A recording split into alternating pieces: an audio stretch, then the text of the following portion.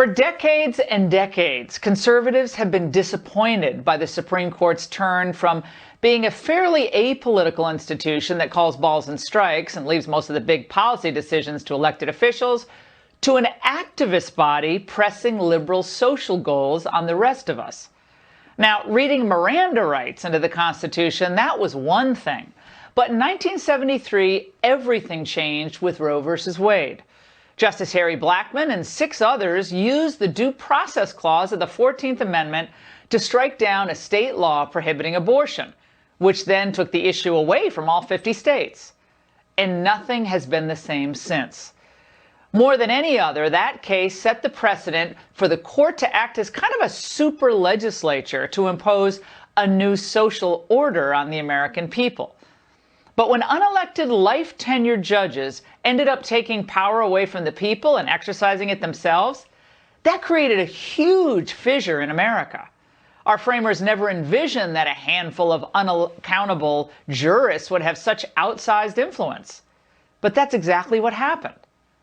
Now, conservatives have been patiently waiting and patiently working to repair this damage to our constitutional system for as long as I've been alive. They've been trying. So they've marched, they've raised money, and we've all voted for candidates who promise to restore the separation of powers to its rightful place. But often, we've come up short. Too often, justices nominated by Republicans end up evolving to the left. From William Brennan, an Eisenhower nominee, to Warren Burger, one of Nixon's picks, to David Souter of Bush 41 fame, and John Roberts, a Bush 43 appointee. In seminal cases, they abandoned the principle of judicial restraint and joined the activist liberals. Now, one of my earliest memories as a young Reagan administration staffer was watching the Robert Bork hearings. That was back in 1987. What they did to him was vicious political blood sport, and Republicans weren't ready then to fight back.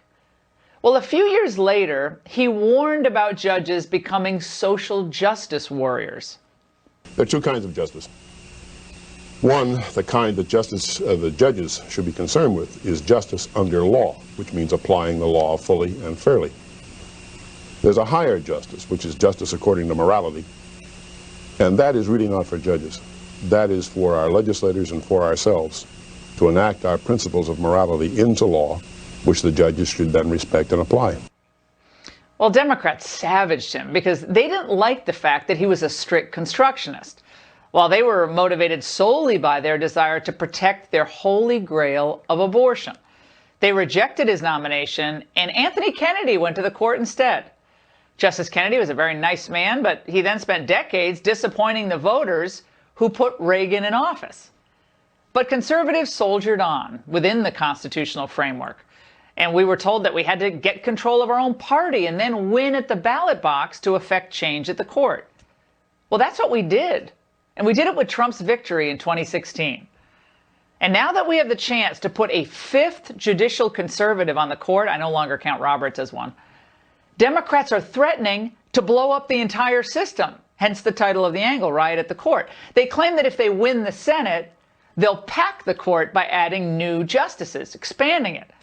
Something, by the way, that hasn't been threatened and tried since 1937, when FDR tried and failed to mold the court in his favor.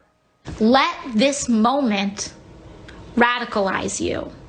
If Mitch McConnell is not going to honor RBG's final wish, we will. The Democrats are saying, well, we'll just pack the court. What would the impact be? Look, you've essentially cheated and stolen over 2 seats, the Scalia seat and now this one. And I think they'd be well within their rights to do so. I think additional justices need to be placed on the Supreme Court. This is just unbelievable. It's outrageous. So Ruth Bader Ginsburg passes away at the age of 87. The Constitution gives the sole right to nominate her replacement to the sitting president, who is Donald J. Trump, period. And if his party has control of the Senate, they have enormous power to move a nominee to a full Senate vote, period. They didn't get these powers by accident. It wasn't a mistake. They got them from the voters who gave President Trump over 300 electoral votes and who gave Republicans 53 senators in the Senate. That's how our system works. But now the left would have us ignore the entire constitutional system because of something the deceased justice supposedly said in her final days? Her last wishes, Wynne told the voters, decide who will be the next president before pushing ahead to fill her seat. She said, "My most fervent wish is that I will not be replaced by until a new president is installed." We believe that. Brazenly defying the dying wishes of a woman who spent her life devoted to realizing the full promise of the Constitution. The full promise of the Constitution is in the Constitution. Imagine if we took that attitude at any of the, 500 occasions when we lost a big case at the court, or when Bork's nomination went south, or maybe after they horribly mistreated Brett Kavanaugh. Imagine if we had reacted like they did. The Democrats would have been screaming bloody hell. Oh, and by the way, since they don't like the fact that the GOP has a 53-47 majority, they're also threatening to pack the Senate. That's something that's never been attempted. They can abolish the filibuster. They can grant statehood to D.C. and Puerto Rico. We talk about things like court reform, statehood for D.C., Puerto Rico. None of that happens if the Democrats do not take back the Senate. What we'll do is very simple. We'll add D.C. and Puerto Rico as states. That's 4 new senators. Oh, why stop there? Why stop at 4? Come on, keep it going. Oh, by the way, it gets worse. If those threats fail, their surrogates will try old-fashioned physical threats as well. We need to be out in the streets. We need protests out there every single day. Now, remember what I said back in January of 2019 about Alexandria Ocasio-Cortez? I think it's a mistake for conservatives not to take her seriously, to brush her off as kind of a flash in the pan or an upstart. She's as close to a thought leader that the Democratic Party has today. This entire unhinged response to the RBG replacement is being driven by the far left of the party, AOC +3 plus whoever else she's going to drag along with her. Biden was basically hiding most of the weekend. The man doesn't even know what to do. Surely the leader of the Senate Democrats isn't appearing with a freshman congresswoman on a matter that the House has zero authority over? Maybe we wouldn't do that, right, Chuck Schumer? Oh, yes, he would.